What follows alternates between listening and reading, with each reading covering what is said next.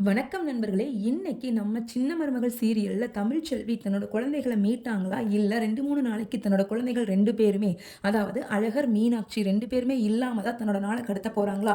அப்படிங்கிறதாங்க பார்க்க போறோம். ஈஸ்வரி ஒரு சவாலாவே விடுறாங்க.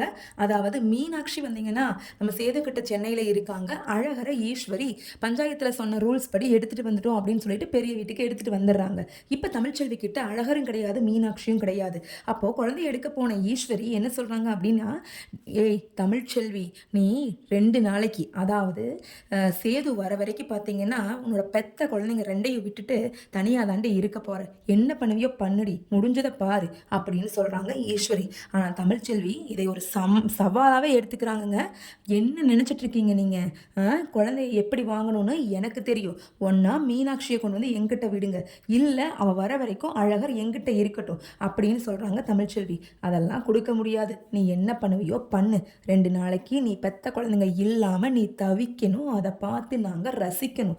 என்ன பண்ணுவியோ பண்ணு" அப்படிங்கிறாங்க ஈஸ்வரி. ஆனா பாட்டியம்மா என்ன சொல்றாங்க அப்படின்னு பார்த்தீங்கன்னா, அதாவது அம்மாச்சி அ "ஏய் தமிழு விடு. நான் இப்போ உள்ள போய் வீட்டுக்குள்ள போய் என்னால குழந்தைங்கள எடுத்துட்டு வர முடியும். வேணும்னா பாரு. இவ என்ன சொல்றது? நம்ம என்ன கேட்கறது? நம்ம போய் நம்ம அழகர எடுத்துட்டு வந்துரலாம்" அப்படின்னு சொல்றாங்க. ஆனா தமிழ்ச்செல்வி சொல்றாங்க, "வேண்டாம் பாட்டி விடுங்க. என்ன நடக்குமோ அத பார்த்துக்கலாம். எனக்கு தெரியும். யாரு என்னோட குழந்தைய என் வீட்டுக்குள்ள பூந்து என்னோட பெர்மிஷன் இல்லாம எடுத்துட்டு வந்தாங்களோ, அவங்க தான் கொண்டு போய் விடணும். அதுவும் எடுத்த இடத்துலயே கொண்டு போய் வைக்கணும். அதுக்கு இப்ப நடந்தே ஆகணும். இல்ல அப்படின்னா, நான் இப்பவே அத நடத்தி காமிப்பேன்" அப்படின்னு சொல்றாங்க தமிழ்ச்செல்வி. அதே மாதிரி அவங்க அம்மா சொல்றாங்க, அவங்க தமிழ்ச்செல்வி, "வேண்டாம் தமிழு, விட்ரு. எதுக்கு இத்தன பிரச்சனை?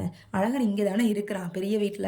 நல்லபடியா இருந்துக்குவான். இன்னும் 1, 2 நாளுல சென்னை போனவக திரும்பி வந்துற போறாக.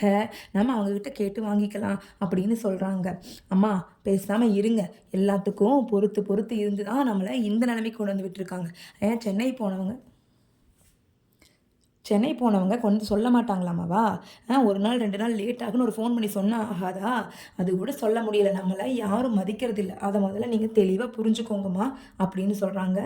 அப்ப சொல்றாங்க, "இப்பவே எனக்கு ஒரு ஃப்ளைட் டிக்கெட் புக் பண்ணுங்க. நான் இன்னும் 1/2 மணி நேரத்தில மீனாட்சிய பார்க்கணும்." "அம்மா" அப்படின்னு சொல்லிட்டு அழகுக்கடை எங்கேயோ என்னோட மோதிரத்த கொண்டு போய் வச்சு, ஒரு 40,000த்த ரெடி பண்ணிட்டு, "நான் அடுத்த ஃப்ளைட்டுக்கே போக போறேன். நீங்க ரெடியா இருந்துக்கோங்கம்மா. அழகர பத்திரமா வீட்டுக்கு எடுத்துட்டு போய் வையுங்க" அப்படின்னு சொல்றாங்க தமிழ்ச்செல்வி. "அம்மா தமிழு, ஏதோ ஃப்ளைட்ல போறதெல்லாம் எனக்கு என்னமோ பயமா இருக்குதுடி. இந்த காலத்துல நமக்கு முன்ன பின்ன கூட தெரியாது. அதுவும் சென்னை வேற ஏதோ பெரிய நகரமா. அங்க போய் நீ தனியா என்னம்மா பண்ணுவ?" அப்படின்னு சொல்றாங்க. "அம்மா அதெல்லாம் அந்த காலம். இந்த காலத்துல ஃப்ளைட் எல்லாம் சாதாரண பஸ்ஸில போயிட்டு வரத விட ரொம்ப ஈஸி ஆயிடுச்சு. அதனால நீ ஒண்ணும் வொரி பண்ணாதம்மா.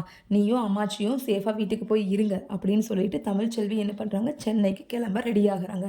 ஆனா அவங்க வச்சிருக்கிற இந்த 40,000தோட சென்னை போக முடியுமா? இல்ல சேது மாமா கிட்ட இருக்கிற